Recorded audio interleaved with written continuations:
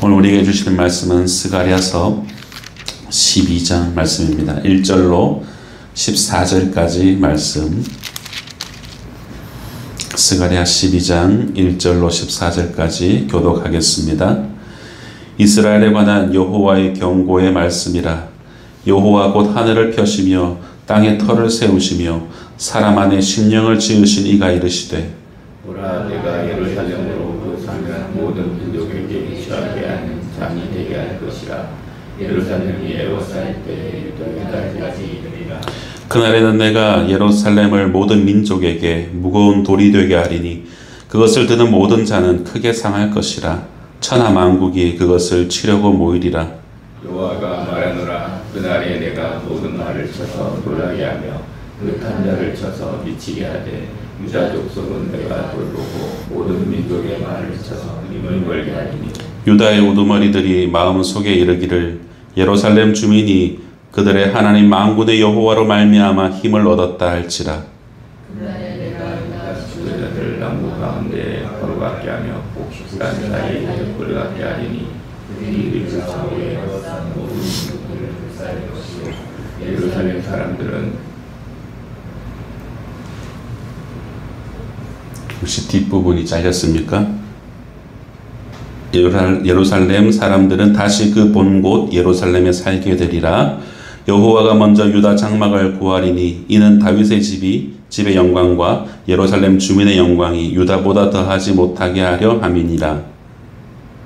그날에 내가 유다자들을 나무 가운데 걸어가게 하며 복식한 사이에 불가게 하리니 그들이 그 좌우에 애워싼 모든 민족들을 불살릴 것이요 예루살렘 사람들은 다시 그 본 곳 예루살렘에 살게 되리라. 여호와가 먼저 유다 장막을 구원하리니 이는 다윗의 집의 영광과 예루살렘 주민의 영광이 유다보다 더하지 못하게 하려 함이니라. 그날에 여호와가 예루살렘 주민을 구원하리니 그 중에 약한 자가 그날에는 다윗 같겠고 다윗의 족속은 하나님 같고 우리 앞에 있는 여호와의 자가 될 것이다. 예루살렘을 치러 오는 이방 나라들을 그날에 내가 멸하기를 힘쓰리라. 내가 다윗의 집과 예루살렘 주민에게 은총과 강구하는 심령을 부어주니 그들이 그 지름과 그를 바라보고 그를 위하여 애통하기를 독자를 위하여 애통하듯 하며 그를 위하여 통곡하기를 장자를 위하여 통곡하듯 하리로다.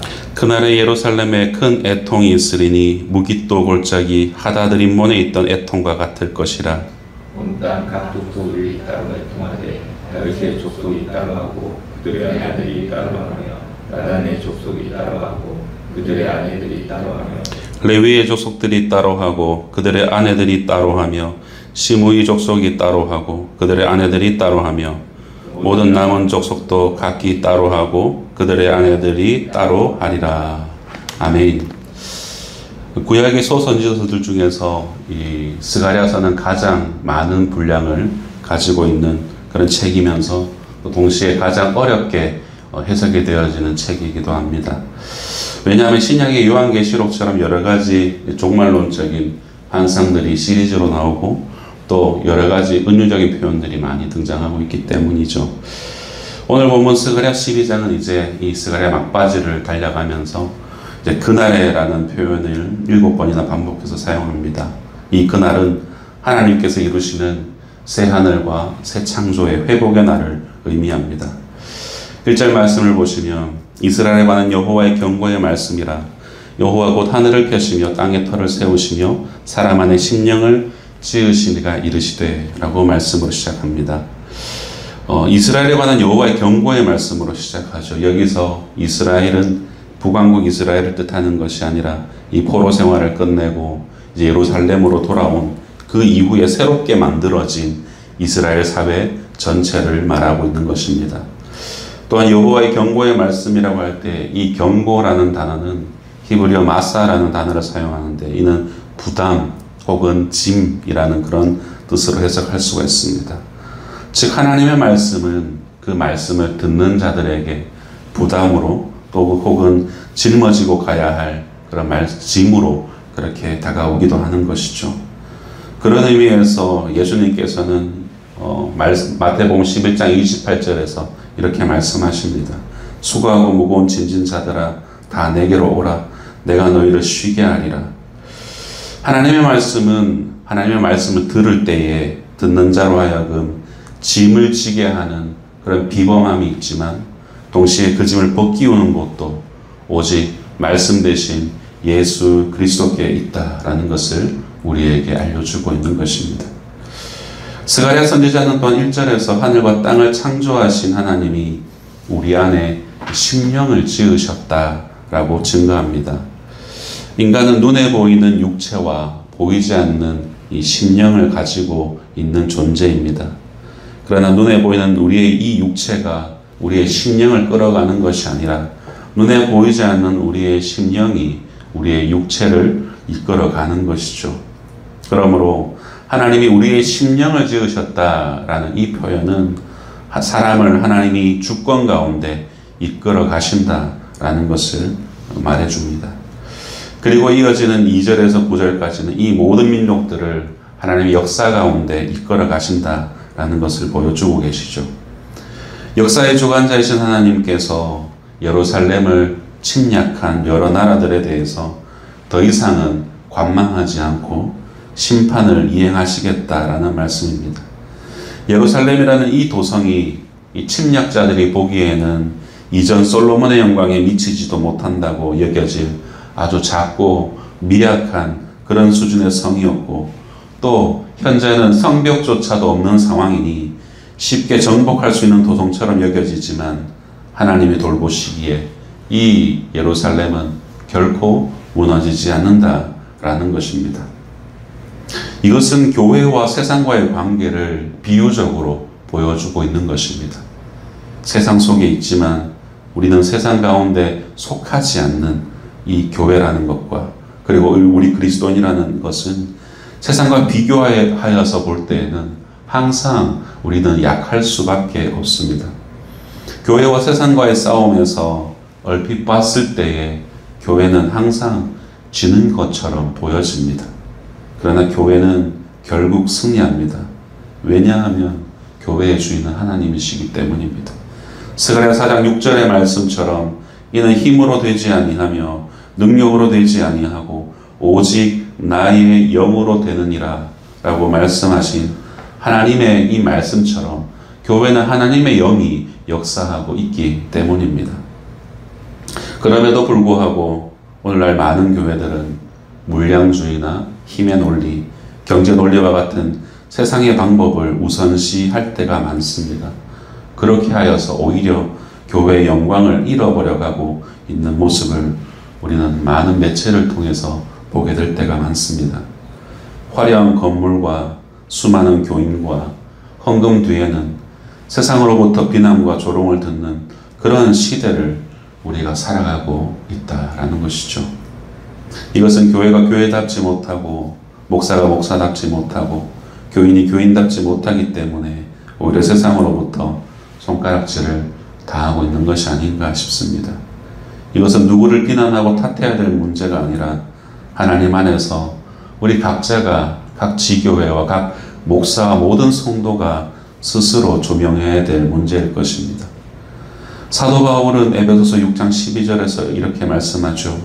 우리의 씨름은 혈과 육을 상대하는 것이 아니요 통치자들과 권세들과 이 어둠의 세상 주관자들과 하늘에 있는 악의 영들을 상대함이라 라고 우리의 이 세상에서 살아가는 이 씨름을 한마디로 정의를 해주고 있습니다. 우리의 싸움은 보여지는 혈과 육을 상대하는 것이 아닙니다. 세상을 주장하는 악한 영들과의 싸움이라고 분명하게 선포합니다. 이 싸움에서 여러분 우리가 취해야 될 태도는 우리 구약에서 너무나도 선명하게 보여지는 골리앗과 다윗의 싸움에서 답을 얻을 수 있죠. 골리앗이 하나님의 이름을 조롱하며 창과 방패 곧 힘으로 무장하여 나왔을 때에 다윗은 어떻게 합니까? 만군의 여호와의 이름으로 그것을 의지하여 나아갔을 때 승리한다라는 바로 하나님의 백성의 승리의 공식을 우리에게 알려주고 있습니다.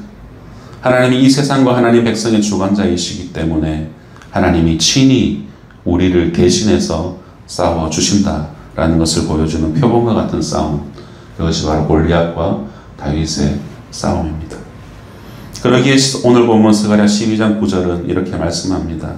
예루살렘을 치러 오는 이방 나라들을 그날에 내가 멸하기를 힘쓰리라. 하나님이 이 싸움의 결말을 손에 쥐고 있는 것입니다.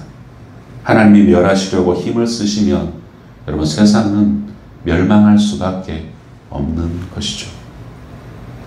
하나님은 이어지는 10절에서 말씀합니다. 내가 다윗의 집과 예루살렘 주민에게 은총과 간구하는 심령을 부어주리니 그들이 그 찌른 바 그를 바라보고 그를 위하여 애통하기를 독자를 위하여 애통하듯 하며 그를 위하여 통곡하기를 장자를 위하여 통곡하듯 하리라.